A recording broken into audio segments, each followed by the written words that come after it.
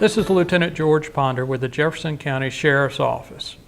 One of the many responsibilities the Sheriff's Office has with the election process is serving as your returning officer for your election materials.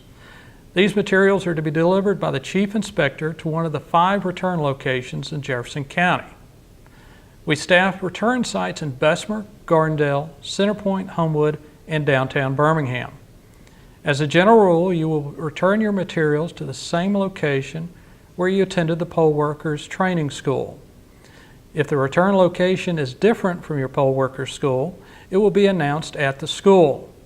For example, in Homewood, we set up the return location at the Homewood Public Library, but through necessity, we may have the school at City Hall. Once the polls have closed and you've completed the closing process, Chief Inspectors should go directly to their return location.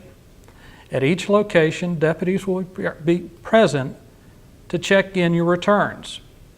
We're looking for key items that are listed in your elections officials manual as part of your returns. That includes the voted ballot bags, the provisional ballot bags, the record of elections box, your laptop and cell phone, as well as an assortment of envelopes that include Envelope 1, which is your Board of Registrars envelopes, that's that big white envelope. The PV4 envelopes. Envelope 5, which goes to the Judge of Probate. Envelope 7, which is to your canvassing board. Envelope 8, which is your news media envelope.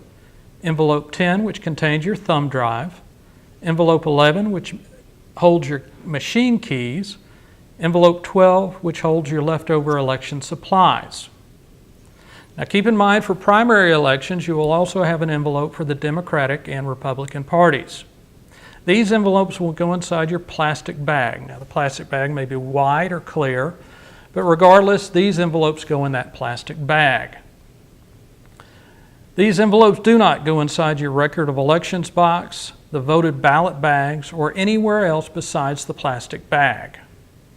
Now what does go into your record of elections box? These items are listed in your elections manual and include Envelope 2, which is your clerk's poll list, Envelope 6, which is a printout from the machines, all your voted ballot stubs, all partial ballot pads, all spoiled ballots, and your certificate of results. Now be careful not to place the wrong item in your record of elections box.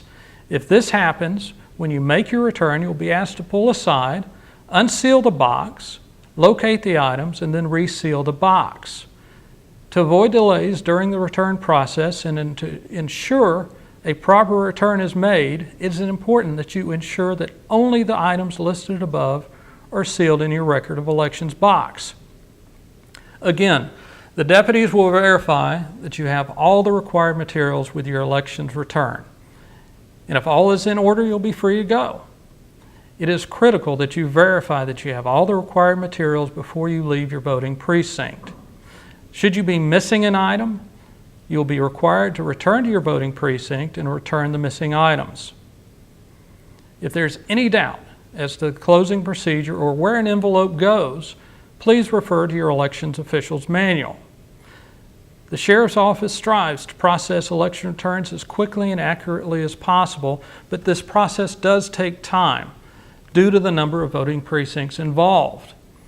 The better organized you are in making a return, ensuring that you have all your materials before leaving the precinct and that they are organized correctly will help make the return process go smoothly.